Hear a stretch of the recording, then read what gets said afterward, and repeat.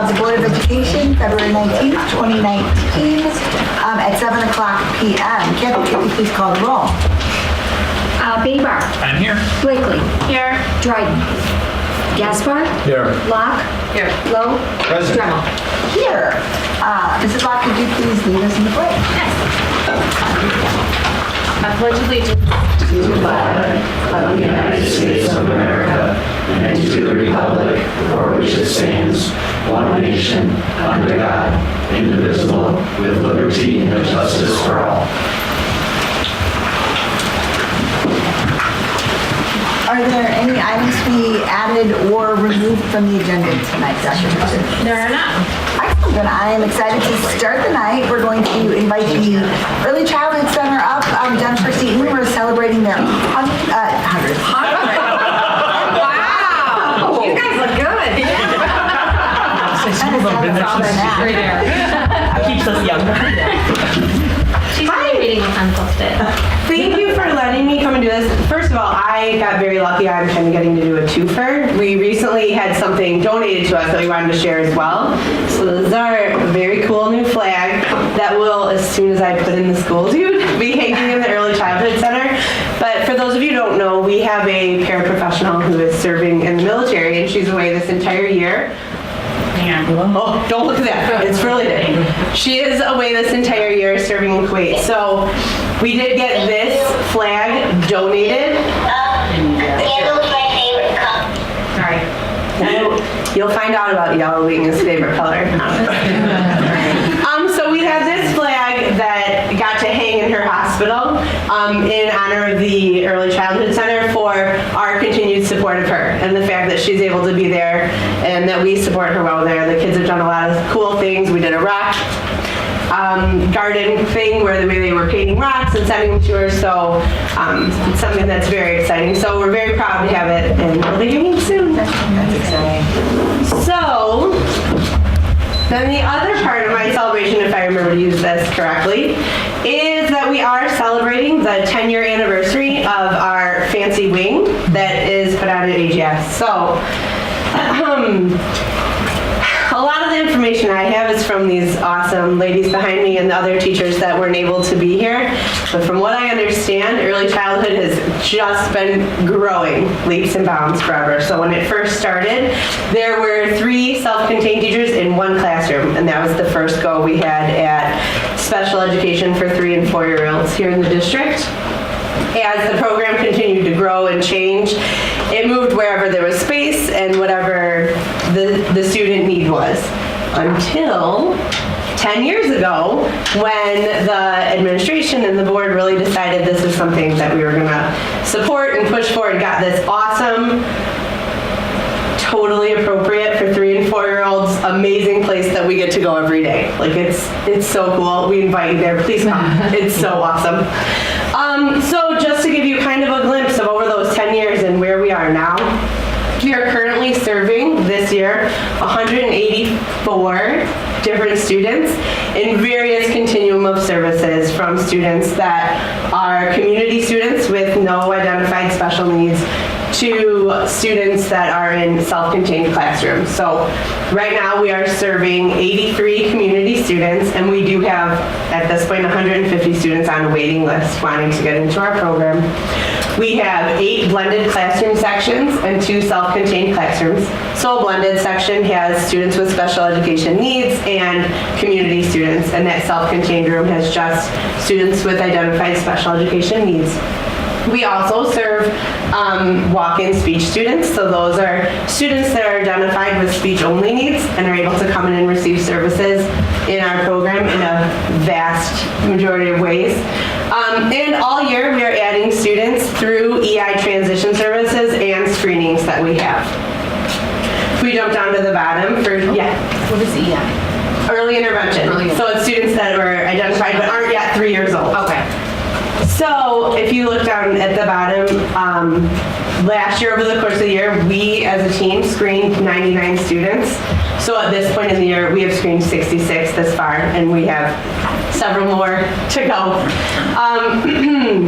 So our staff, which is amazing and represented some behind me, we have 4 blended classroom teachers, 1 self-contained teacher, 3 speech pathologists that serve a variety of students in a continuum of need. We have a social worker, an occupational therapist, a physical therapist, other different itinerants that come in and work with our students. We have an early intervention, or EI, transition coordinator, the secretary. We have 12 paraprofessionals. I'm lucky enough to be there half of my time as an administrator.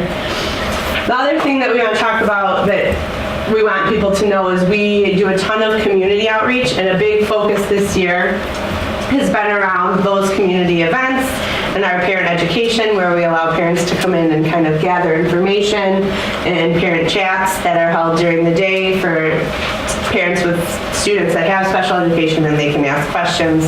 The other big focus this year has really been bringing early childhood into the fold of like a continuum for the rest of our school, or the rest of our district, and really easing that transition from early childhood into kindergarten. So, like I said, we are one amazing family. We have a couple of cool pictures. This is Leanne Rodriguez, and these are some of our walk-in speech students. They have a little bit of personality. But so these are students that get to come in and receive speech services.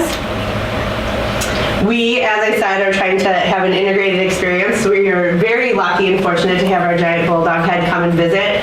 All of our early childhood friends were allowed to run through it. We took pictures. It was amazing. It was a really fun day. So this is Miss Ellis's class as an example. There's me. This is Marilyn Horvish. She is our early intervention transition coordinator. So she comes and talks to us about the students that will be coming through early intervention that we'll be getting, and making sure as those students come through our evaluations that those parents are well informed of what's going on, and that we're well informed of where those students have been. Mary Hannerhan is one of our amazing paraprofessionals. Like I said, we have 12, and they are an integral part of our program. We couldn't live without them. And that's us. We try to really encourage that staff building and doing things together, and those are really amazing Halloween costumes that we can now repurpose for several different things.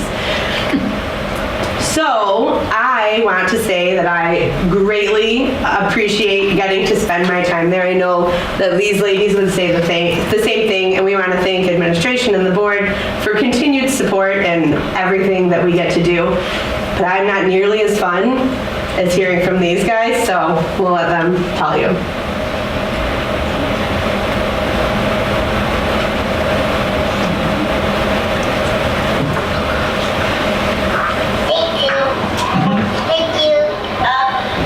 Yellow's my favorite color. Oh yeah, that's exciting. I thank you. What's cool? The Cubs are my friends. Did you know that? I did not know that. The Cubs are your friends? You lucky duck. Saji, why are you wearing such silly socks today? Whoa. It's because it was silly sock day. So it's something. Good try. Thank you. So, there you go. We are having some events soon that you guys will be getting emails for. Please feel free to come. We'd love to have you there. Thank you. Thank you.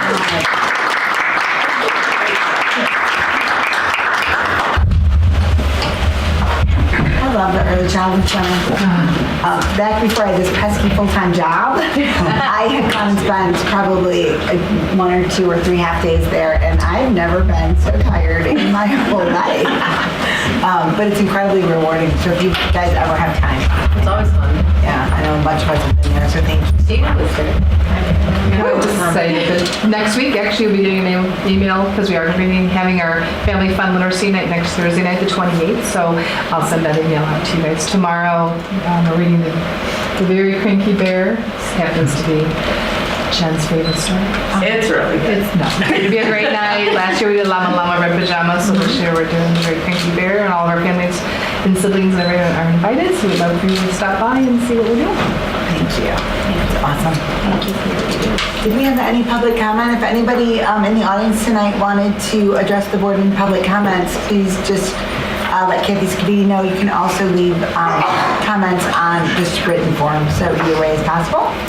But since I don't have any pink sheets tonight, let's move on. We have got Todd here tonight, BEA president.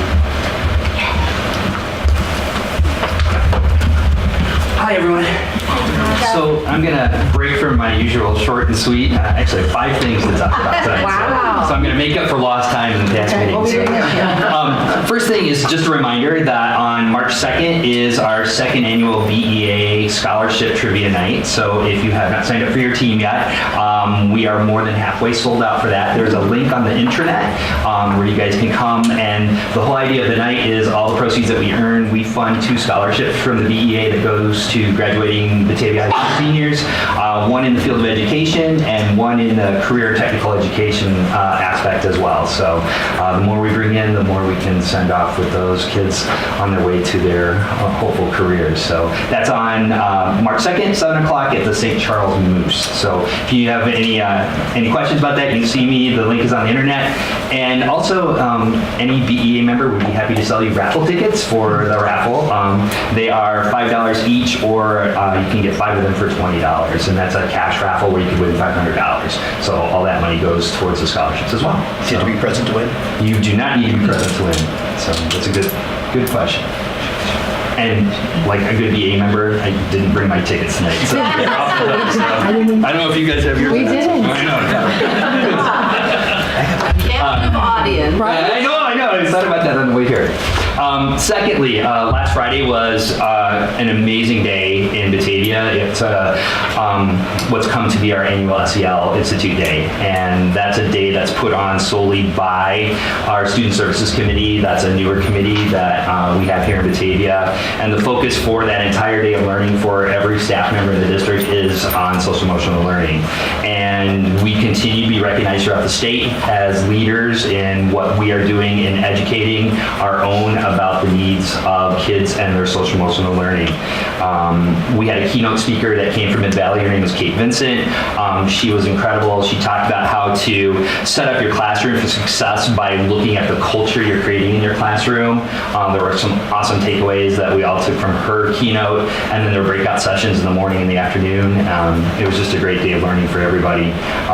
Some of the sessions centered around anxiety, depression, mindfulness, and there are things that not only that we need to keep in mind for our classrooms and our kids, but for ourselves as well. So it was just a great day of learning. And that leads us into the upcoming County Institute Day as well, where Batavia, as you know, is the house of any SEL learning for Kane County. Every school district in the county comes here to learn the things that we are doing as natural in Batavia. So another great thing for us. Third thing I have is next Tuesday is going to be our rescheduled board candidate forum that the BEA puts on whenever there is a school board election. And thanks to the polar vortex, we had to reschedule, but we finally got a date all set up, and 5 of the 6 candidates returned our questionnaire, and they were invited to come to the forum for a question and answer session. And then after that, the BEA can endorse up to 3 candidates for the 3 open spots in the school board. So that's coming up next week. Number 4, it doesn't always give me a lot of time as the president of the BEA to thank everybody as much as I should. And one group that I've been kind of neglecting to thank is the parents of the community. So I just wanted to take a second to say that, you know, as BEA president and a teacher in the district for 26 years, the parents, valuable as assets they are to our community and a partner with what we do for our kids, has gone unrecognized by me. And I just wanted to go up and make a public comment to say we've got no greater bond than helping ensure that every kid who comes into our buildings every day, through our doors, all get the same opportunities to learn and grow and to feel safe and to reach their fullest potentials. And that would not happen without the partnership we have with the parents in our community. So for all of you on the board, parents in the district, thank you in helping us be amazing partners to advocate what's best for our kids all together. So I just wanted to say that. And then the last thing is having our SEL day last week, it made me stop and think a little bit about a metaphor. So what I did is I made this picture. Well, I'm kidding, I made copies for all of you. So I have it for the board members, but this really struck something. I saw something on Facebook like this, and this really made me think about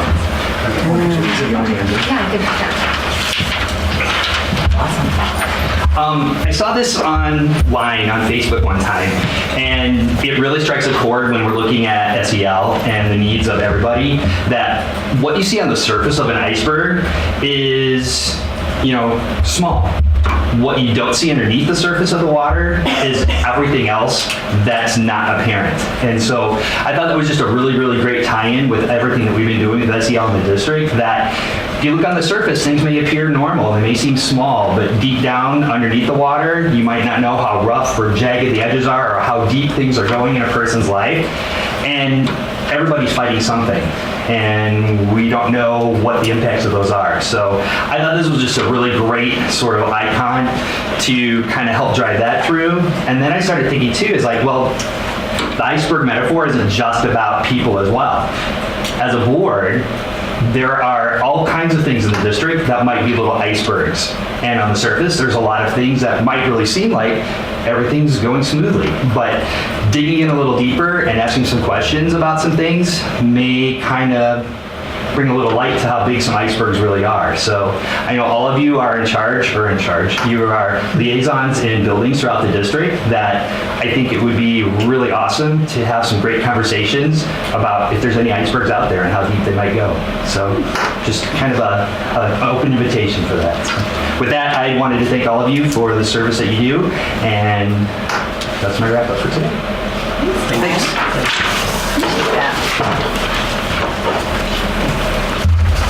All right, and now our student ambassadors. Oh, it feels like we haven't been in school much since the last time we met. I'm not complaining about that. So, there's just a couple things to like, what? The juniors might be complaining. They might be complaining. Bring on the snow days. Just a couple things to like highlight or announce. Tomorrow's senior night for the basketball game for the boys. So there's going to be like the big ceremony beforehand for basketball, cheer, and dance, I believe. Also, we wanted to recognize Evan Holden because he just recently won the Chicago Bears Community Champion Award, and he got to be recognized there, and it's for like community service as well as academic and athletic achievements. So that's super awesome that he got recognized for that. And then we also just wanted to highlight the incubator program because they recently did their MVP pitch, and 11 out of the 13 teams got funding for their businesses. And I know, like, I heard, just like, I'm not in the class, but I heard around the school people talking about how well a lot of the groups did, so that's pretty awesome. And then on top of that, Mikey Caliendo got fourth place in the state wrestling meet. So that's very exciting. And also, student council has started planning for prom, and everyone is buzzing about prom that's coming up. So that's also something that everyone's looking forward to, as the weather is not very nice. We're looking ahead. When is prom? Prom is May 4th. Yes, so there's possible rumors of like a Star Wars theme, May the 4th. So, and then on top of that, high school students with the elementary schools all across the district, they're paired up as mentors and mentees. And a couple of the elementary schools did Valentine's, and they brought them to local nursing homes. And the turnout for that was really awesome, and everyone that received one was super appreciative of them, and everyone that made one felt the love. So that was really nice. So, yeah. That was really cute. There's a good story about that. Well, as always, you guys are bringing the awesome. Thank you so much. Thank you. And you're not going to ask Chris about his couch. Next month we will. Are you gonna do it next month? How about May?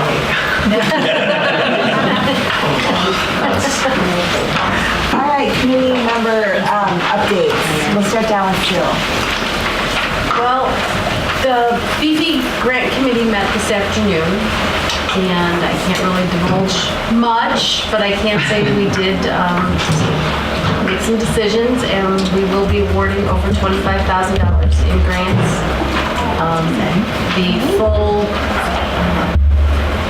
foundation will be meeting a week from Thursday to finalize. We have to vote and make it official, so then we will be announcing the official grant recipients then. But there was a lot of wonderful ideas, very innovative things. it was really neat to see the ideas. It's always fun. That's fun. Is 25 a new number or is that the regular number? It's about what we Okay. No, It just it's seems not. high.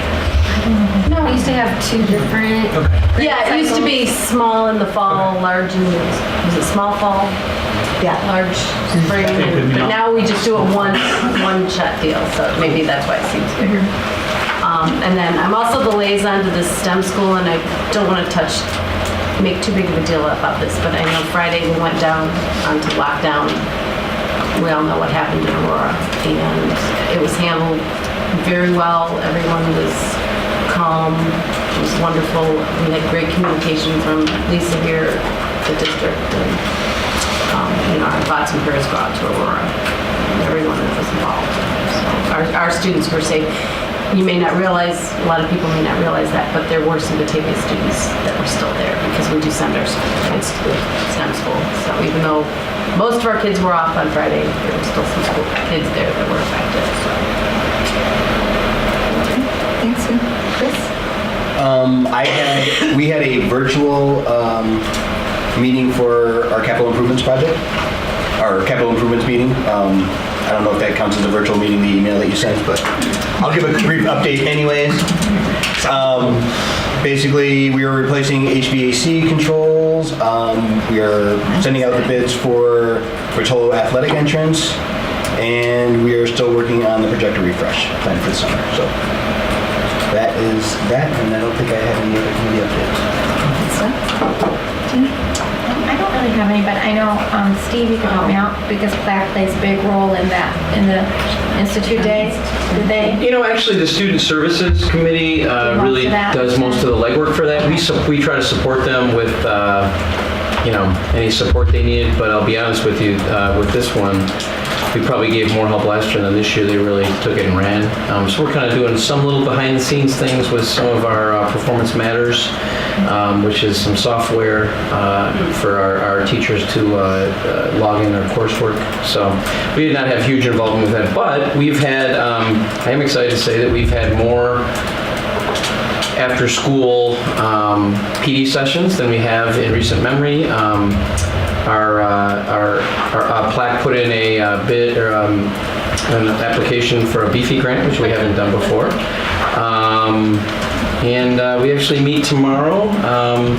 We're looking to continue supporting any change support needed for our staff across the district when change comes upon us. I think oftentimes something that was really brought to the table by the members this year was that we, spring and summer, we start looking at new things for the following school year, and we want to be just continue to support and promote any change support needed that our staff needs in order to understand, learn, know how to handle different software, different apps, different things that we do. So we've been busier, I would say, this year than we ever have been.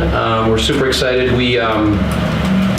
We're bringing in a national speaker on personalized learning on August 5th and 6th, where we've kind of modeled this with some CHAMPS training in a couple of our elementary schools where they swapped out days in the summer in order to, and come, a week or two early in the summer, and then they don't actually attend the Kane County Institute Day. So we're looking at giving foundational training for our entire elementary staff. Actually, I shouldn't say we're looking. We are providing foundational personalized learning training for our entire elementary faculty. On August 5th, we'll do half the schools. August 6th, we'll do the other half the schools. If you're asking about Batavia High School or Rotolo Middle School, they've had a lot of those opportunities over the last 2 years, but we are inviting their SLTs. And when we made that announcement and sent that out, I received several emails of different staff members excited that everyone will get that foundational training. So we're excited to see where that will continue to go. So we're doing a lot of different things, and it's been good. Thank you, and I apologize for I haven't been able to be part of that meeting in a while. It's that pesky full-time job, isn't it? It is. But it's a great. We're meeting again tomorrow. So thank you for giving that report and For sure. all the work that group does. CAC meets Thursday, so I'll have an update next month. Tony, am I allowed to announce our new committee member, or do I have to tease like CJ? Yeah, no, you can announce it. Okay. I guess this will be the official announcement. So we got some huge validation at how awesome the RAC committee actually is.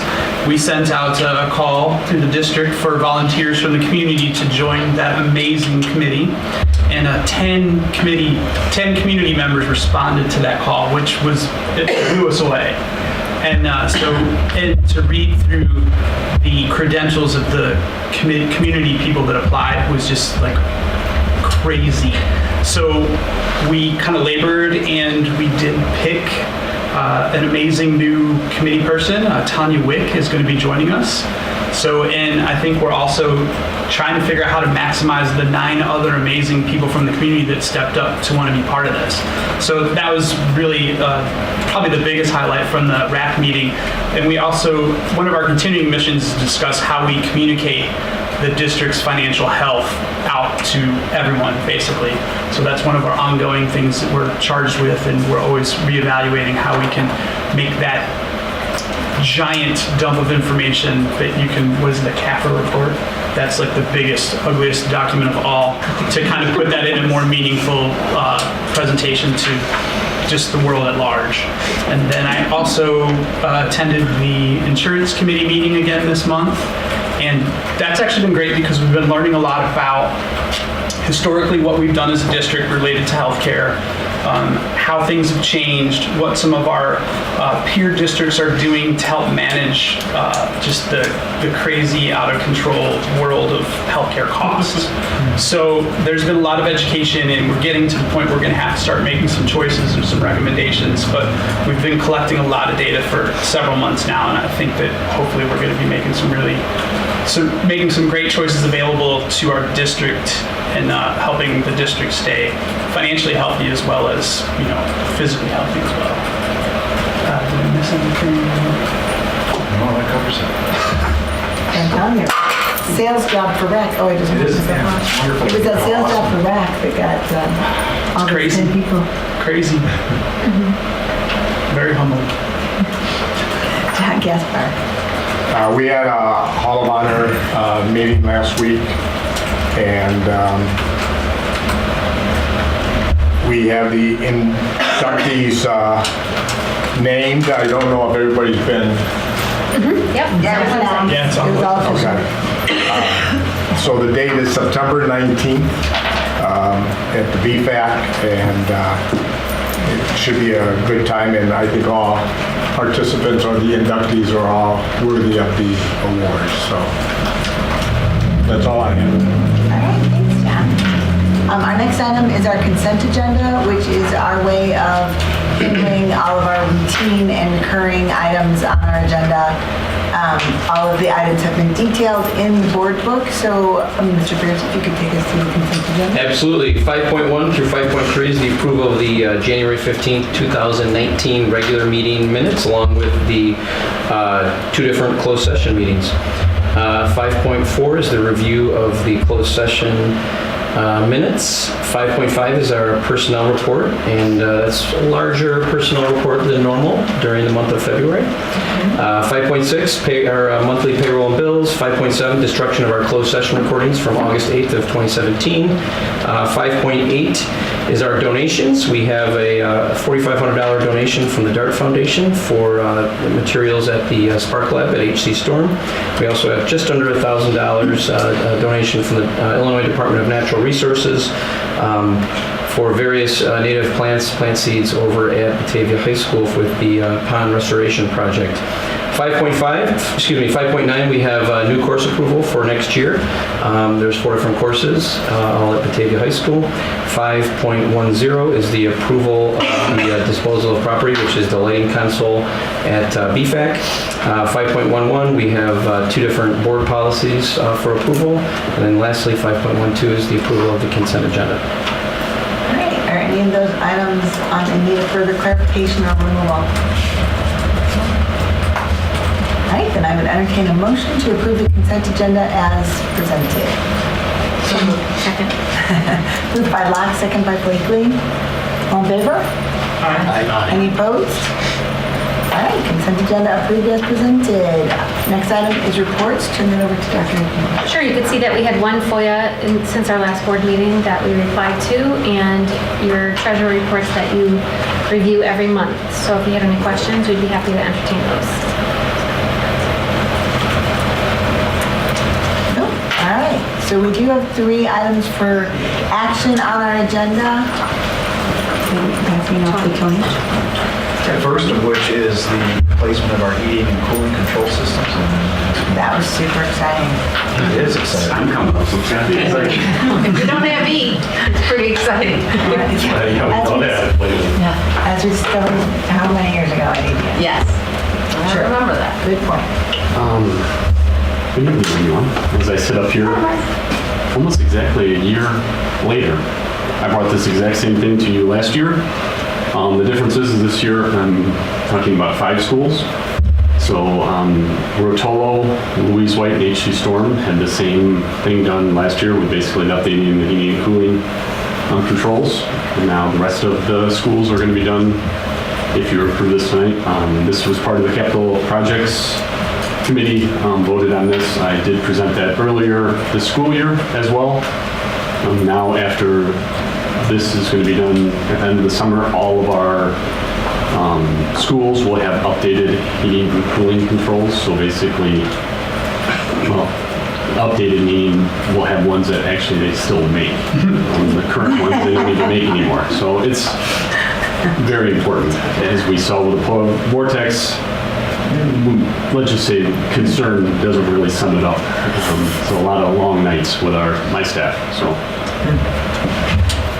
I really presented the exact same thing last year, so I can go into more detail if you need to, but it's not, we just split it up in 2 fiscal years. Right. That's really the reason that this one's the bigger one as far as the financial commitment than last year.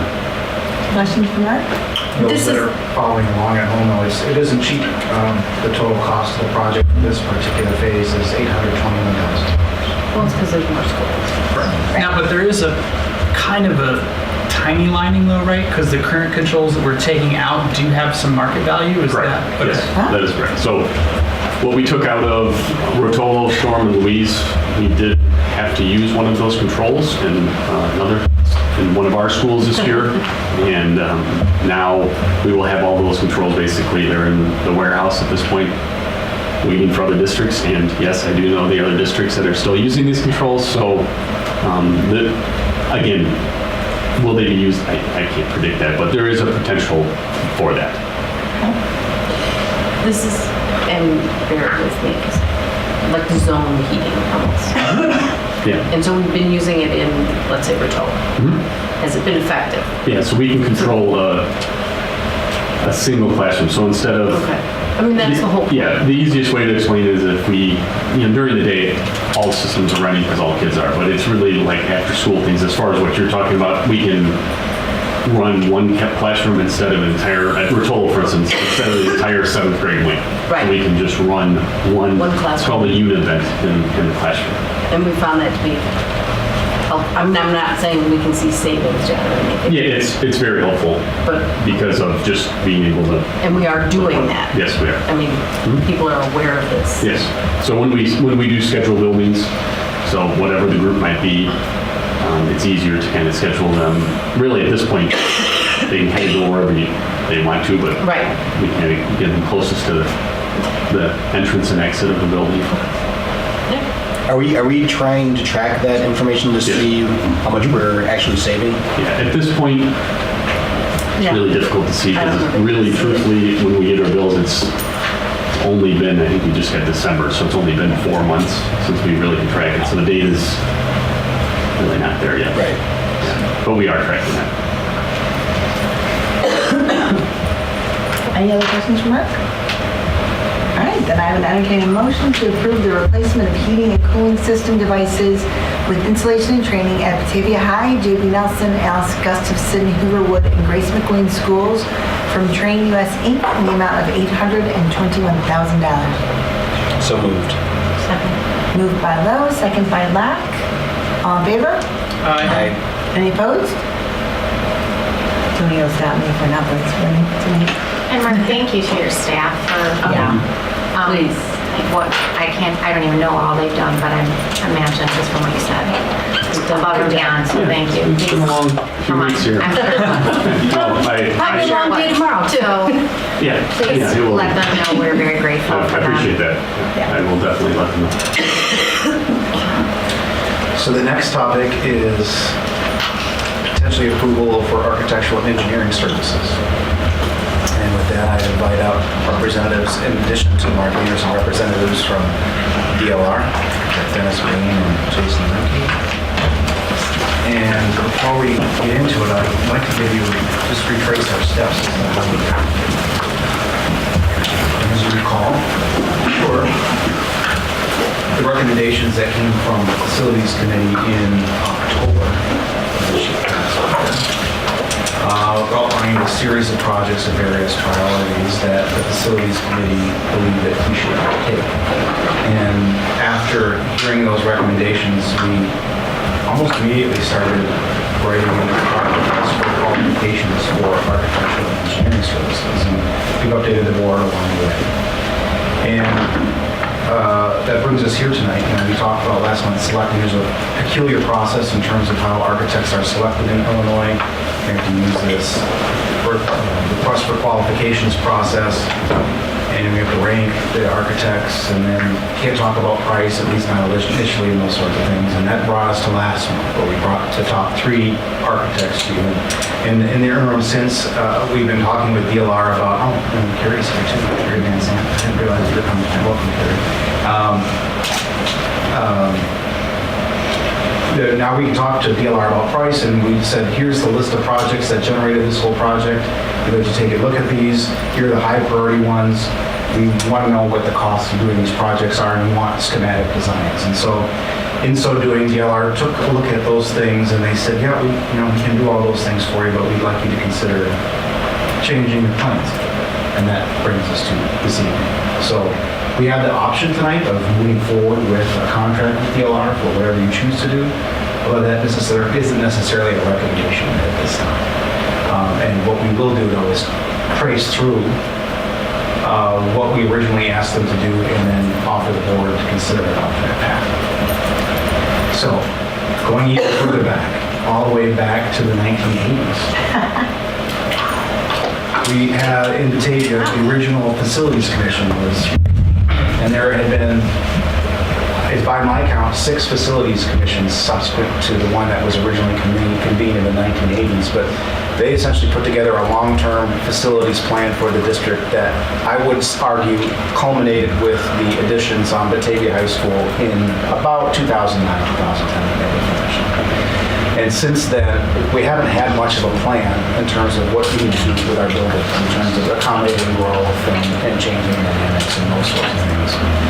And by my best guesstimates, I haven't done real scholarly research on this, at this point, by the time we make any other additional major investments in our schools, the longest interval will have passed, having not done so since the 1950s. So we've either built new buildings or built additions, but we're going to have the longest spell here where we aren't doing anything major before we do something next.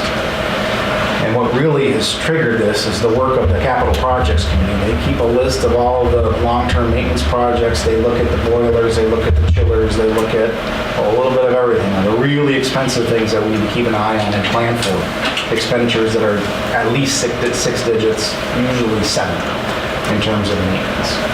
And so as we were doing some of that work, we're realizing, piecing together the projects and the funding that we have, and we realized that some of these projects we need to do in the long term, but they might not make a whole lot of sense if we continue to use schools exactly the way they were designed and built for as far back as 1956 in this district. So with the work of the Capital Projects Committee, that's really triggered the work of the Facilities Committee. We brought together this, I would argue, maybe the 7th Facilities Commission in Batavia. Well, we really struggled with that project. We brought together folks from all across the community, did great work, I would argue, and they came up with excellent recommendations. But we really struggled because we didn't have professional assistance along the way. We didn't get the full insights that we needed, although I would argue that they did excellent work, and they have identified the key issues and the things that we need to work on in the short term. but they don't necessarily take a look at the big picture. And just by way of an example, the original building of the high school, the Batavia Senior High School as we know it today, was built in 1967, I think. But we've put at least 4 additions on that school, and we haven't touched many of those spaces that were originally constructed in 1967. So we've basically encapsulated many of our problems, and we don't really have a full view as to what might be an issue in the center of that building.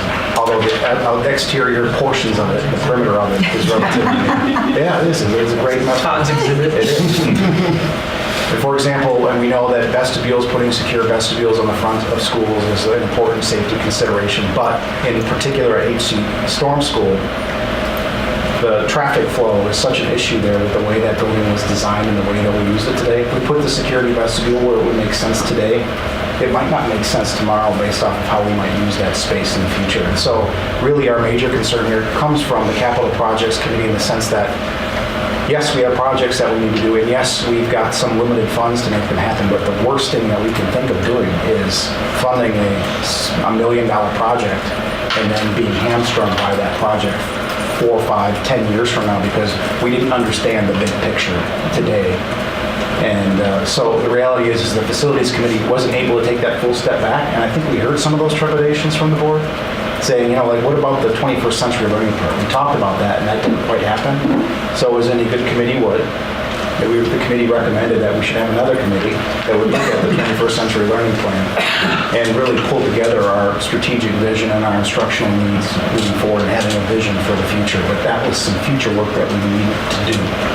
And in having conversations with DLR, they basically said, yeah, we can do these projects for you, but unless we really know the big picture, you really run the risk of throwing good money after that. And so I don't want to necessarily throw out numbers about these projects today, although we certainly can, but because I don't want to scare you.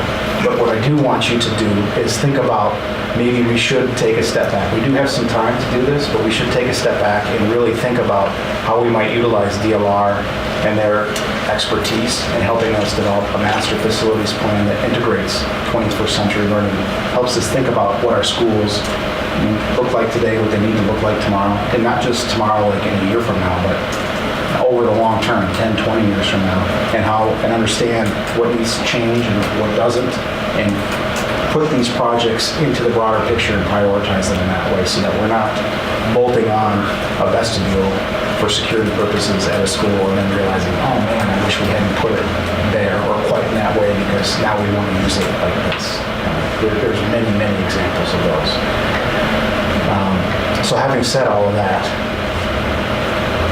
I want to have DLR and ask that DLR give you a little idea of what a master facilities plan might look and feel like. Should I go? You should go. Okay. So hi everybody, I'm Jason Lemke with DLR Group, and educational master facility plans are much different than they were at the beginning of my career some 20 years ago when we would simply study the facilities and do this quantification of things, right? We would tabulate things, and now, as was just mentioned, it's really the confluence of many factors coming together and how they work to create a value proposition. And so when you think about 21st century learning, you think about, of course, the capital improvements, and you think about, enrollment and how demographics could play a role in any one of those scenarios. It's really about maximizing value for a community. And so a process like that would entail a tremendous amount of community insight and engagement into what the answer is. It's not about what we think, it's about what your community believes is the best value for you as a district. And so we've developed a process, a 5-step process that takes about a year to complete, about a school year to complete. Starts in the classroom and ends with those best value propositions in mind. And so when we were first speaking with Tony and team collectively, trying to understand where you're at and these first introductory projects and how they fit into the whole, we said, well, why not have this broader conversation of this educational master facility plan? So what is it and what is it not? It's a roadmap It's a long-term perspective on where the district might go from a facilities perspective, but with teaching and learning at the heart, and really trying to understand how your strategic plan and your educational vision can be best maximized through the facilities. And was just mentioned, there are parts of your buildings that haven't been touched since they were constructed. How do they play a role in education today? How are they different? How do all the new services and opportunities you provide for students leverage through those facilities? All of it has to be considered to, not spend good money after bad, I think is an analogy that was just used. So our process for the first 3 phases doesn't involve anything about architecture. It's not about the building, it's about education, it's about understanding where you are today. We spend time in the classroom, we spend time with teachers and students, we spend time with your community. We share information from other processes, from other observations that we have around our depth of practice at DLR Group. One of the benefits of DLR Group is we're an international company. We're the largest K-12 firm in the world, right? So we have a unique perspective to share based on our global practice of what school is and how it might change in the context of what we call the learning continuum. And so when we look at the first 3 phases, it's about understanding where you are, thinking about where you might be, and then having a broader conversation with your community about what that value proposition is. When we get into the latter stages 4 and 5, we're really talking about facilities for the first time in the context of this plan. How does this then apply? What are the easy fixes and what are the more challenging propositions to be had? And so it's a very engaged process. There's lots of opportunity for information and insight from you all and from your community first and foremost to help inform the solution. It's a core team-driven process, what we call a core team, and that includes community stakeholders, administrators, board members, business partners, higher education if you so chose. Lots of different stakeholder perspectives to help the process move forward, and we merely facilitate with information. We're providing information at the right amount of time to inject maybe a question or a bit of insight that might inform a conversation for you all to have. It's not architecture. We're not creating bid specs. We're not trying to draw buildings in the context of what would normally be a design bid build process. What we're trying to do is quantify and qualify this roadmap with you. And so at the end of the rainbow, at the end of this process, you would indeed have the same thing that you're seeking now for these first projects for the entirety of your district. And the value proposition of that, in our opinion, was such that we wanted to at least entertain this conversation with you all. So that you could go in and say, okay, this makes sense for us, or perhaps it doesn't. But nevertheless, here we are. So to be clear, one of the things that we asked for in our RFQ is we had these list of projects, and we basically said, we want to know what all these things cost. And in fact, we want to have some preliminary designs, schematic designs on many of these, but we may or may not do them. We don't know how the funding is going to work. We might pick some of these to do. We might not. We might bundle some of them together depending on what makes sense. We might not. But these are the projects that we're thinking about. And so that made things kind of difficult. And again, when you're not necessarily looking at the whole picture of what we're trying to accomplish as a district and what we're trying to teach, let alone the picture of the buildings themselves and the different pieces and elements of that, it makes things rather tricky. And so this isn't quite how we had planned it, but I think this is the prudent course of action, is looking at things in terms of a master plan. And actually, and again, I don't want to talk about price, but the price is actually not too dissimilar from what it would cost from what we originally asked for. Now, to DLR's credit, they said, you don't really want to do all this because you're probably going to waste your money on doing what you've asked for. Instead, we could probably do some things for you if you really want to get some cost estimates cheaper. We can do it much less, and you can have enough information where you can make decisions about which projects you want to do and which ones you don't. But we don't need to go as deep now. We can go deeper later once you decide to do some of these projects. But the reality is that what we really need, I think, in hindsight, now having gone through this, is a longer term. Are there questions about what this might look like, a master plan from the board? Mine isn't quite that deep, but so in an idealistic world, like let's say that everyone's got bright shiny smiles on their faces, does the Facilities Commission 2.0 look like the insurance committee where they would sit on that committee as advisors, kind of like Broker does now? Like how integrated in the or do we just send them off when they do their 1 through 5 and then they come back? No, it depends on we haven't sat down and talked about how we would actually execute this yet. But, and I think we have a lot of options in terms of how we might do that. And I think we would even consult the board on some levels to make sure that we have the proper stakeholders. But suffice to say that stakeholders would be an integral part of the process.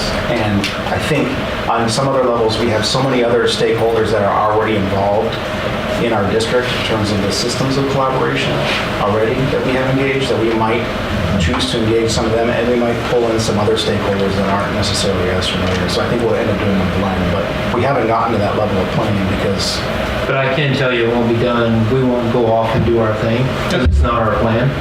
It's your community's plan, and in fact, when it comes down to it, the community members on the committee will be presenting the plan to you, not us, because it's not ours. We're just, as Jason mentioned, we're there to facilitate and ask the questions, do the data, do the deeper dives, and bring research so that informed decisions can be made in a logical method to the madness, if you will, sequence. And as Jason said, you know, the bricks and mortar need to respond to the educational vision. And so we're not going to focus on the what, which I keep calling the 20 projects. You know, this is what we want to do. We're flipping the conversation and let's ask why. So we spend a lot of time asking the why, and then we get into the how part, and then we get into the what part.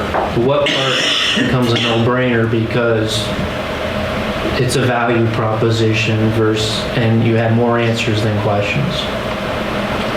Well, to go with what Bob said, it says, let's say, the Commission 2.0, would it make sense, if I'm trying to understand this right, would it make sense to take the commission that we just had and you guys talk to them, because they've already been part of that, to see what the whys and the so-ons and how that comes instead of another group?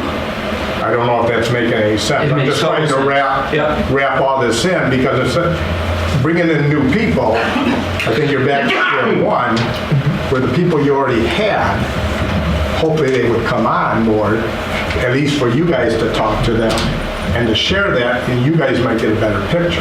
Yeah, so also talked a lot of what though too. They didn't really touch why at all. Right, that's actually what I was just thinking is, it sounds like you guys have a plan to make sure we're actually getting the right why answer. Yeah, and so the first, if a master plan is something that you're interested in, Jason and Carrie do a great job in terms of the plan part, which is at the very beginning. And so it is sitting around, you know, probably at a higher level version, maybe a couple board members, maybe a couple administrators, and just kind of walk through planning the plan. What needs to be done, who should be involved, what's the information, get all the information. Mark's got a lot of great information that we don't have to spend money on to go, so we're rolling that into the plan as well. So this thing really, you know, flips that iceberg over, and it takes a year to do it, and it takes a whole community to do that. And so the plan meetings really starts to address exactly how this thing's going to unfold, because it's different for every district. And so there's different participants, there's different players, there's different outcomes. So, you know, educational facility master plans look different because they're very much custom. There's the rules of thumb, you know, start going out the door type of thing. So this will be very specific, and that's why the plan is so important to address exactly what you gentlemen are bringing up. Who's going to be involved? How is this going to unfold?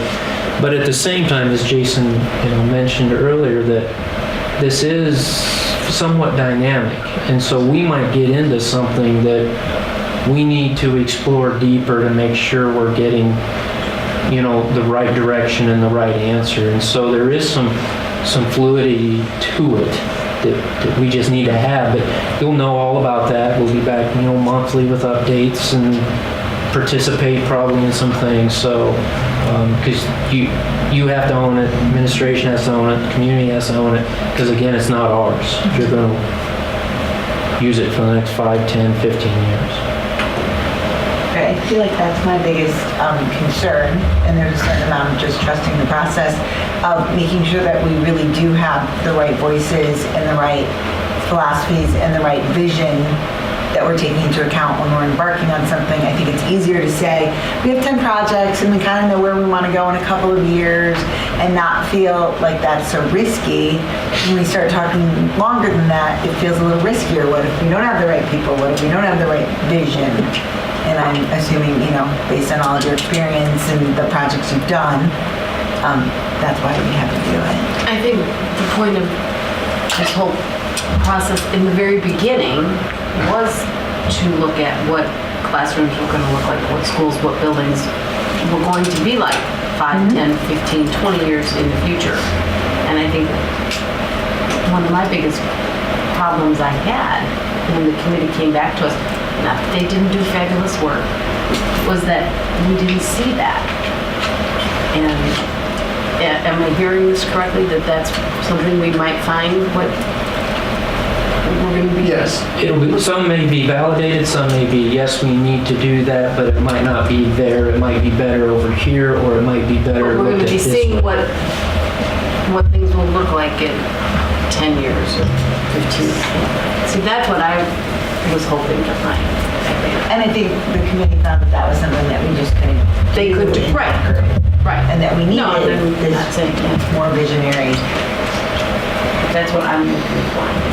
So, I share the same concern about making sure that we stay on the right path and that we don't go too far down the road of doing something and then finding out, well, that's not exactly what we were looking for. So as we go through this process, how often could we expect to hear from you guys to get an update as far as, this is how the process is going, this is the progress we've made, this is the next step that we're taking, so that if for some reason we feel like we're going down the wrong path, we have a chance to kind of step in and go, all right, that's not quite what we were envisioning. Most often districts in a master plan process like this have monthly updates at the board level. We encourage board participation in the meetings and the community events and things like that, so that you are as well informed as you can be along the way, and ask us whatever questions that you may have. What ifs? Have you thought about this? What are we considering when it comes to that? And those kinds of things help inform, the individual deeper dives or the individual endeavors that we have to take kind of along the way that say, oh, there's more information here to be gleaned, or we've got what we need over here, now let's focus our attention over there. Most often it's monthly. That would seem like to be very adequate for us to actually respond. So how do we decide what outcomes we're looking for? I don't know who I should ask that question. That's a good question. What outcomes you're looking for? At what stage? Or at what stage? Some great master plan at the end, is that what we get? I don't know. Can you explain what exactly a master plan will have and how it will be useful to us specifically? Because we won't have plans for every school that detail exactly what we're building. So how exactly will this be useful for us? So the plan at the end will have components of cost, we'll have components of time, and we'll identify change at each facility. So it would be either everything from non-building related items like furniture, to building related construction, to renovation, to additions, to capacity, to growth, to decline, whatever the demographics might be, to understand all of those components. And so these plans manifest themselves into digital versions, and so they exist online. We can share examples of other digital master plans that have been completed in the last 12 months, so that you could get an idea, and I would even encourage you to contact other districts, contact their board, contact their administration, see what the process was like, see what they learned, See if there's anything they change. That would allow you to have a better conversation with us and say, well, this district said that they would change these things. Okay, great. Let's talk about how we can do that. And we can give you names of districts. In fact, we have a master plan going on right now in Yorkville. And we have a community meeting there tomorrow night talking about this learning continuum that I mentioned earlier and the future of education in that context. And so it's going to be live on Facebook. Join us on Facebook and watch a little bit. See a glimpse into the process, or come on down. Understand the totality of what it can be for you, and then the specificity of what you might need will inform that process. So your end result is a view of our district in totality, and then each of those buildings is part of that. So it's not that, oh, this unit's here and we're just going to see what we do, but in terms of this school is here and this school is here, and maybe there will be some interaction, and you'll take that into account depending on where this whole process goes? Yes. Okay. Potential like cost savings if you phased different projects together from different schools, that type of stuff, or? Yes. We have a model that does that. Yeah, we have a lot of different tools that can help inform those conversations about cost of money over time and how you make those investments. If you choose to go one direction or another, you may save more money over another. We'll be able to help facilitate those conversations as well. So the timeline for this master plan was 20 years? Is that what is that what we're going for? Like 20 years in the future? Is that what it is? And then what's the timeline? How is it going to work, like year by year? Are you going to give us an idea of like what the plan would be if we started to work on things in 5 years? If we started to do, is that? Right, so we would understand more about the financial structure of any projects that you would have over time and phase them in accordingly and then cost them accordingly. So if you were to say that we have resources to accommodate the projects, it's going to take us 18 years to finish, whatever that is. We would be able to plug those in and determine when and where the dollars would be spent. And projects that come up along the way, the reason for this is, I guess I'm just thinking if there's a project that we need to address right away. Oh, sure. Well, then, is that maybe is that part of the vision, or A great example is safety and security. That's what I'm thinking, because I know if there that's are a big key issue. issues with safety and security around the district that need to be addressed in a nearer term, then we would address that as part of the master plan as well, but then plan accordingly such that, as Tony mentioned, you wouldn't So put we it don't do here and then something realize you should have put like it a there. Band-Aid. Yeah, right. So I'm assuming that our financial picture drives a lot of this process? Your financial picture, your educational, where you're going from a pedagogy standpoint. Sometimes I worry that could take us some really amazing places that my wallet can't keep up with. So like that's You'll know, and you'll be part of that. I don't think that's got any value, or it's a lesser of a priority. You will. That's your and that's decision. just part of the process. That is totally part of the process. So we won't have this great plan that we can't afford. It'll be, as we're going through the process, we'll be meeting and changing and adding and whatever based on what we think we can do. It's certainly your prerogative to do so. It'll really blend the three guys there in terms of the culture, from a staffing, the curriculum side, and the cash flow. And so, and then I forgot this guy here, as well as the what's broken needs fixed, or what's going to Well, break. that was, so the things that we have as high priorities right now will be incorporated in the outcome of this big picture. Definitely.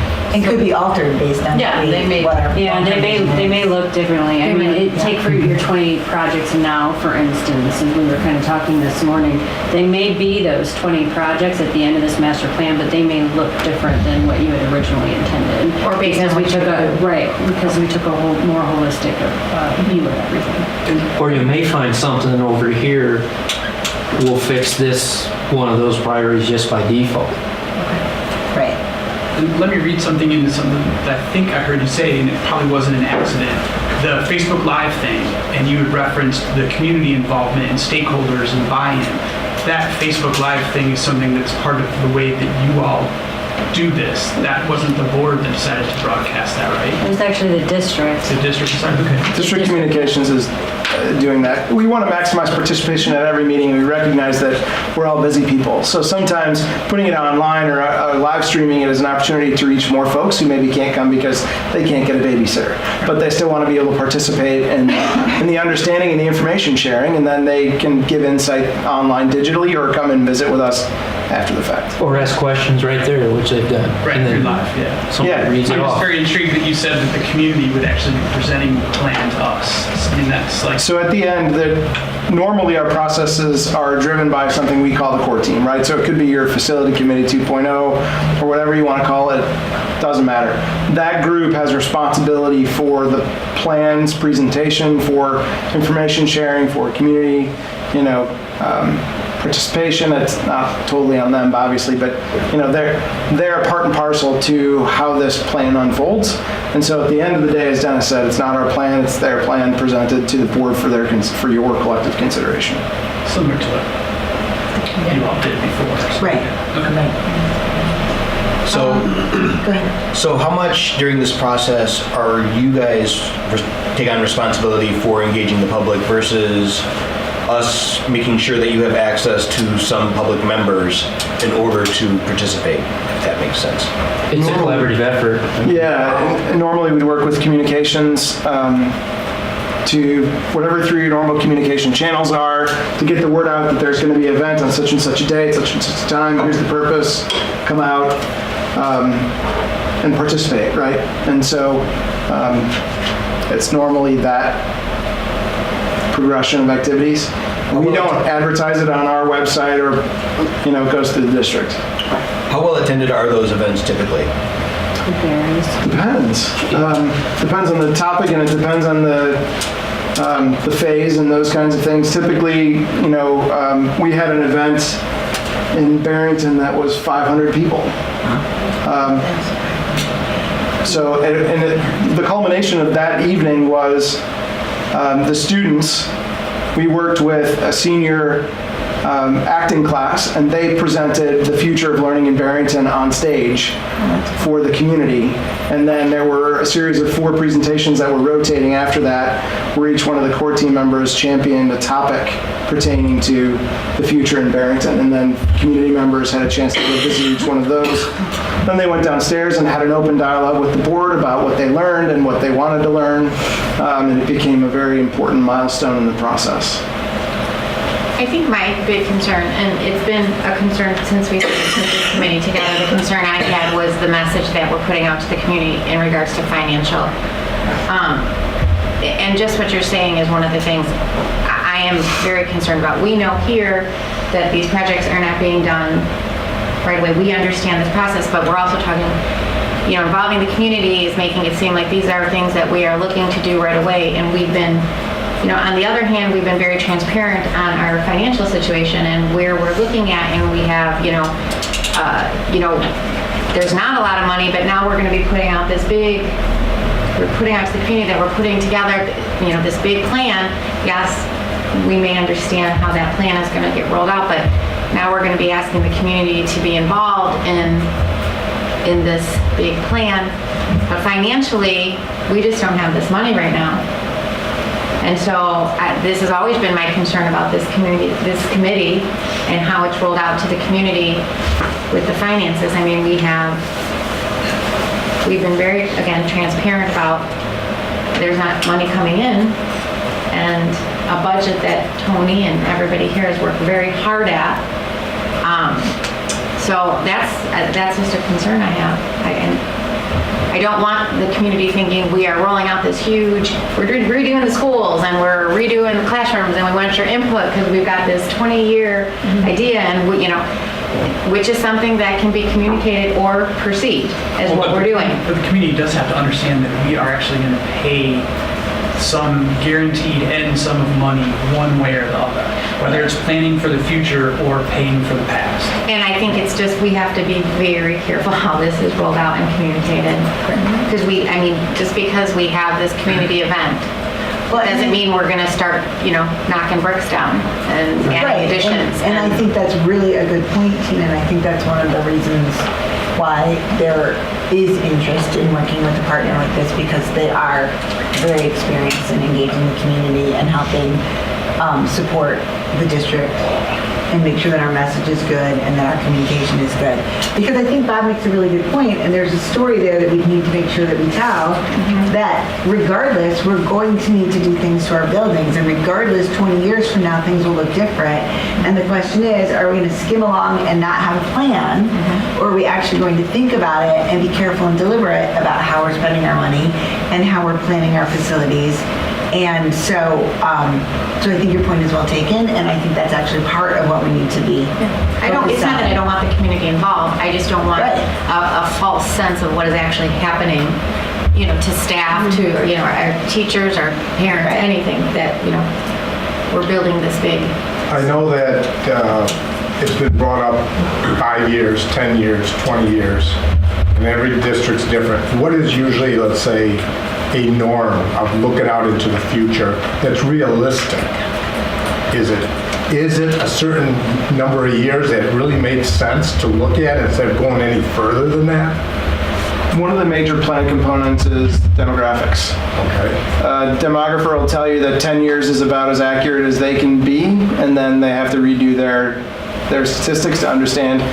So knowing that that's one of the 3 key factors that plays into the plan, I feel like that's the baseline for an educational master facility plan, that this is a 10-year vision that you may phase in longer than the 10 years, but the 10 years would set the baseline understanding for how the plan components would come together. Does that make sense? Yes, and then then let's just say 3 years down the road from that, you're looking at it again, can that possibly change it later on, for a number of years later on? Because you're always looking at how's it going or what's going to be an improvement later on. You have to be a little bit flexible in the planning process because things are going to come up. And one of the things that the state of Illinois does, so the state of Illinois requires master plans to be done for colleges and universities. They require a 5-year intermediate review of a master plan with a 10-year conclusion, a 10-year sunset before you redo it. And so we recommend the same cadence, that after 5 years, you see how it's going, you see what you've done, you see what you need to change, and then you come to your 10-year vision, and then you do your next iteration, if you will. So that's more in line with a 10-year forecast, especially even with finances too, of what's going on. Okay. Or even graduation requirements. Okay, no, that's what Yeah, the vision of hearing all these education numbers, I change, just was trying to figure out what makes more sense. Yeah, and even, popularity of a course or a teacher could start to, do some things as well. So, but it does give you some triggers. Technology, right, or, who knows, but you can layer that stuff in much easier when you have that destination you're still working towards. Those are just changes in a compass. You may have to go left to go right, or go up to go down, but you're still got your eye, your crystal ball is a little clearer, not as foggy and misty with a master plan. I think Tony hit on a good point at the beginning when he discussed the history of this and the fact that we've had master plans in the past and we just finished it. And since 2009, we've been operating without a master plan, which puts us at a disadvantage as a board, where past boards have been able to go, all right, we have these projects. These are the projects based on our master plan.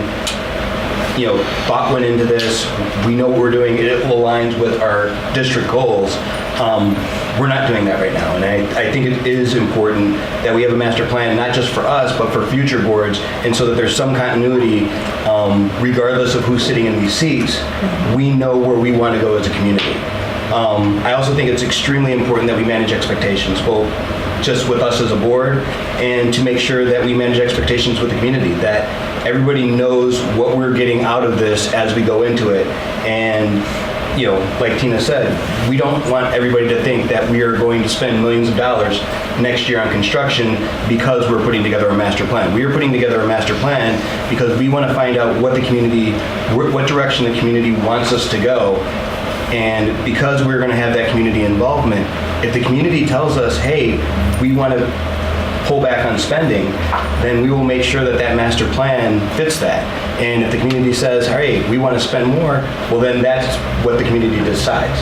But it's not the 7 people in the front of the room. It's a group decision that decides the long-term path so that can guide this board and then future boards. So that is kind of my thought. So Tony, how do we wrestle this into something that we can really talk about and actually take action on at some point, decide if we want to take action on this? Right, so let me tell you the options that we have on the table, and I'll give you the dollar amounts, and so that can help you understand. So, yeah, I'll give it away for this 20 minutes. So there's really option A, and there's option B, and each option has 2 parts. Well, we also have option C where we started too, what we asked for. Pardon? What we asked for originally. Oh, that's option A. Oh, okay.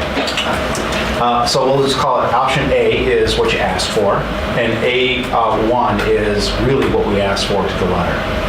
And that would be, here are the 28 projects. We want to know what each of them cost. Some we want schematic designs on, more detailed ones. Let's call that A1. That is $184,000 and some change. Now, DLR has said, yeah, you probably really don't want to do that because, again, you're going to get into some of these projects that you may or might not do. You're going to have paid us to do evaluations on them and still not understand all of the pieces and see the whole picture. So instead, we think we can give you just some conceptual estimates that will help with budgetary reasons, whatnot. And so that would be option A2, and that's $30,000. So significantly less than option A1. But again, DLR, and I agree, and that Mark does, I think, too. I don't want to speak for Mark, but I think Mark agrees that even A2 doesn't make a whole lot of sense when you consider all the things that we just talked about. So that brings us to option B. Now, option B1 is just a strict master planning process with deliverables that Jason discussed. The price tag for that is $180,000. So actually a little cheaper than option A. That's the master plan. That's the process. Yes. Or that's the whole master plan process. Master plan. Okay. Just everything we discussed. And that master plan process will give us cost estimates to the A2 level of detail for the entire district. Am I correct? Yes. So is there B2? I'm not. How long does this process take before? Did we talk about Six- this? 12 to 16 months. 12 to 16 months. I thought it was about a year, but And then so option, I'm losing track. B2. You're on B2, bingo. Option B2 is another $60,000 on top of that, and option B2 includes more detail, particularly about our building system, our mechanical systems, which we feel as though, as a district, we do fairly well on that. So we're exploring that. That may or may not come to pass. We might need to do that, but we might not, because of how we think we take care of some of those things. And so it could be up to $240,000 in total. And that 60,000, that additional 60,000 is just an assessment of what we currently have, correct? Yes. Facility assessment, what's broken needs fixed. Yeah, so it'd be essentially walkthroughs with architects and engineers to evaluate your system, your architectural components, so you're, seeing all your finished materials, your walls, your roofs, site elements, things like that. And so that's that. And that could be where Mark has a lot of that under control, as well as the work of the original committee. Blending that together might have it. So we haven't gotten to that level of detail yet, where we've been able to establish what it would actually cost, because it could be moot. Maybe the board would say, no, we're going to stick with one of the option A's, and we're not even going to consider B. So B isn't fully formed. So the fact, Tony, that you're sitting here saying that B is a good option for us carries a ton of weight for me, because I know that politely I would say you're financially conservative, and really positively I'd say in general you're cheap.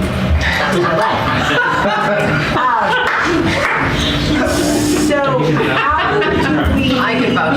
how do we put this together because there's a lot of board members sitting here who are going to need to ponder this and they're going to need to get details and they're going to need to have conversations. So how do we do this so we can talk more fully formed and move ahead potentially to next steps?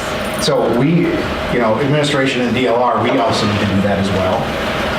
So I think though, we could engage the board in getting answers to their questions, showing them examples of the master planning process, maybe even participating in some of the events with Yorkville, if Yorkville would be so gracious as to allow us to at least observe.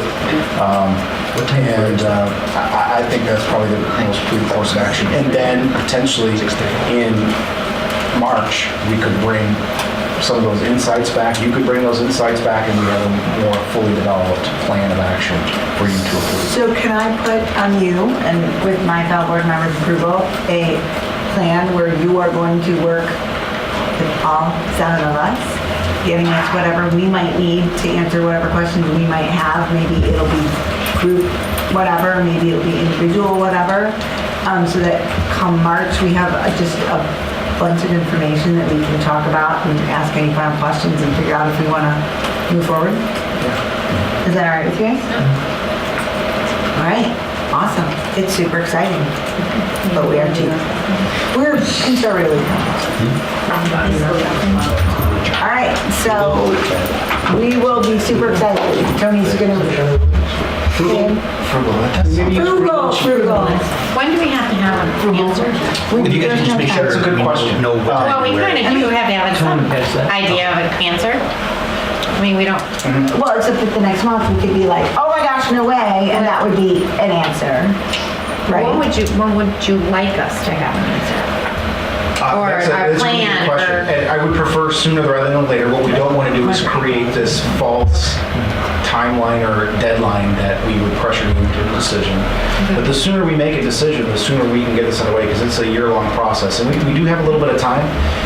And part the constraint that we're working against is the 2022 fiscal year. And it isn't a constraint so much as that's when the Capital Projects Committee is kind of giving an allocation to working on some of these projects because all of these things have fit together. And so the first money that would become available to work on some of these 28 projects that we identified or this master facilities plan becomes available in 2022. But of course, as you know, we try to do things at least a year ahead of time because it takes a very long time to draw up these construction documents, go out to bid, get everything, all of our ducks in a line. And so we like to be a year ahead. So the sooner the better. We're going to be working with stakeholders, and that's largely driven by the school year. And as you well know, May is not a very good month to be engaging stakeholders in much of anything. And so we'd like to start that ideally, in April-ish. But if we don't get to that, then we can go to the next school year, and it's just going to take a little bit longer. So again, we don't want to create false deadlines, but the sooner the better. We want to get you enough information that you need to make a decision, but not pressure you into doing so. Was there something else? Yeah. Okay. So we'll do our best. I think DLR, folks with DLR, we can work on all of the background details, those sorts of There things. was a question about the Yorkville thing. I think I sent you a text with the time and date and location they were asking. And I'd be happy to share that with you. Yeah, if you can just send it to us, I might be able to make that meeting tomorrow. Great. Thank you, guys. Yes, thank you. Thank you. We really appreciate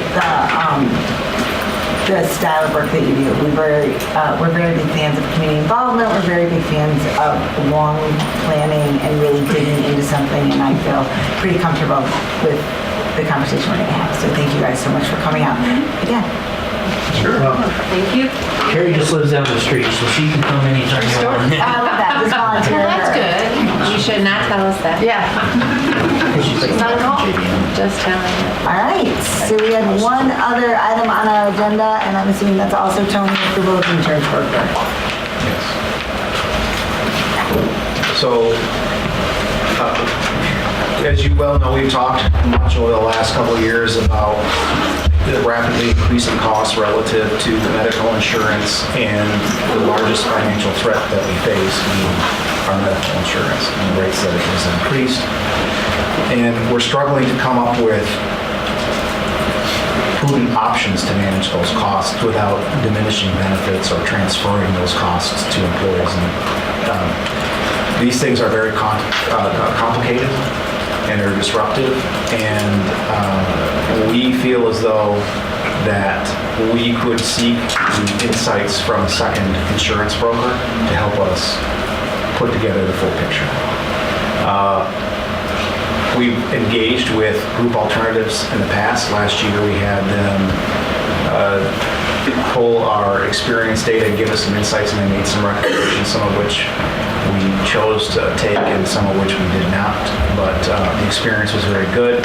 In addition, there's a newer product. It's called a Health Care Intelligence Platform, and in particular the name of the product is called Springbuk, and it's very promising. A number of districts in the area have begun to use it, and it basically, on a regular basis, monthly basis, it takes in all the claims data and gives you insights as to where your money is being spent and how you might manage those costs in the future.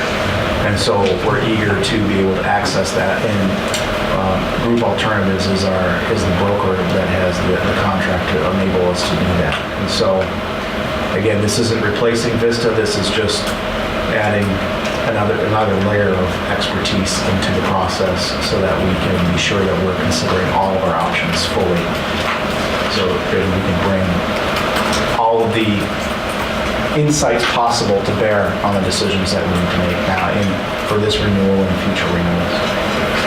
Ballpark, how much are our annual insurance outlays?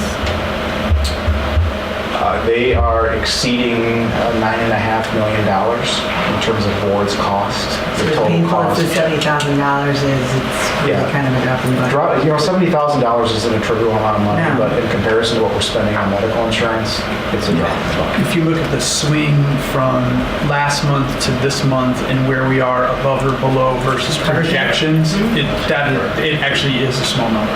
Okay. I mean, the numbers that are thrown around that meeting are ridiculous. Right. Yeah, $70,000 actually in some really bad circumstances is just one prescription. Right. Yeah, I mean, I think I wanted reassurance of the context that $70,000 for our insurance issue is unfortunately unnecessary, because we don't want to just, I know community members sometimes are like, just cut the insurance, and of course that's not what we want to do with our employees. So finding a better way to manage that is I should rephrase it. It's not a bad prescription in the sense that it's just an expensive prescription. Yes, an expensive prescription, and some of them are indeed that expensive. Yes. Okay. Questions about that? So is this something that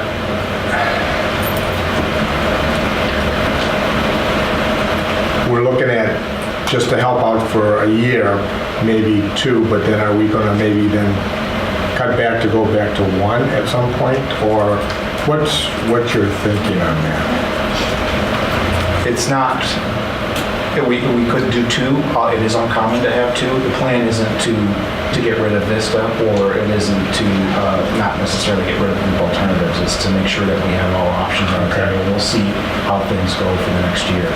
But this is a 1-year contract. This is a 1-year contract. Right, okay, thank you. Other questions? All right, then I would entertain a motion to approve an annual contract with Group Alternatives, Inc. in the amount of $70,000. So moved. Second.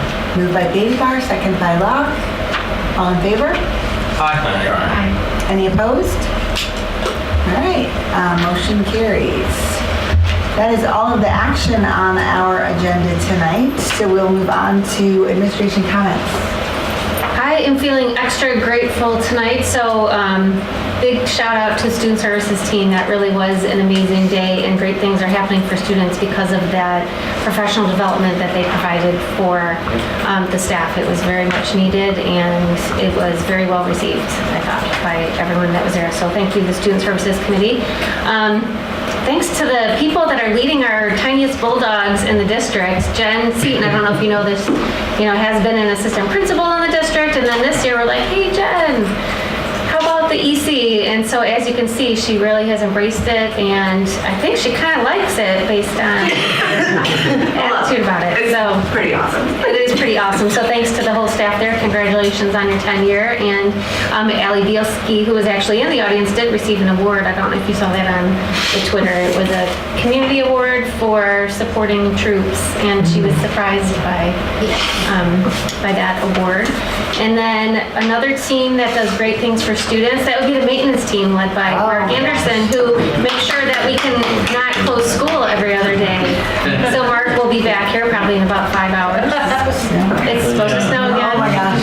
So he shows up and makes sure that things are safe and ready for the staff and the kids.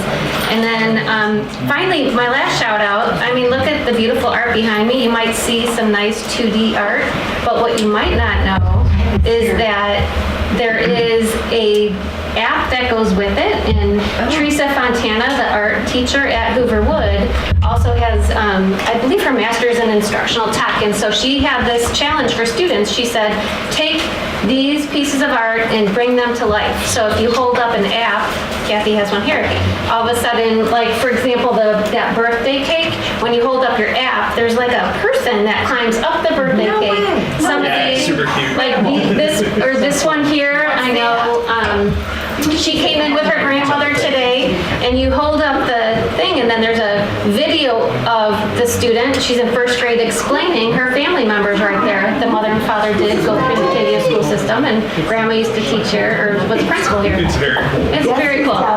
So Teresa said her directions to students were bring your art to life. So they're all completely unique what they did to bring their art to life. Very exciting. You can check that out after your meeting. Super cool. A lot of these kids. This one was really cool too because the book actually opened Oh, yeah. up. Yeah. Yeah, the book opens up. What's it called? HP Reveal. Right. So Kathy has, we can, after the meeting, you can hold it up to different, yeah, the app takes a little bit to set up, but we have. All right, she has Kathy's. All right, so that was my celebrations. Oh, for sorry. tonight. I got a scroll around, but I got so excited. I forgot we were still I in know. the meeting. That's Ignore the cameras. Ignore those cameras. All right, let's start down with John Gaspar. He can say his thank yous first. Yes, thank you to the RJAC for all the work you guys do. Thank you to Mark. I already talked to him about all the hard work during the ice and the snow and the cold days, so I appreciate that. Just want to remind everybody that April 2nd is the board election, and next Thursday night is the League of Women Voters Forum down at City Hall. Yes. So if you're not sure, please go down or watch it and go from there. And that's it. Thank you.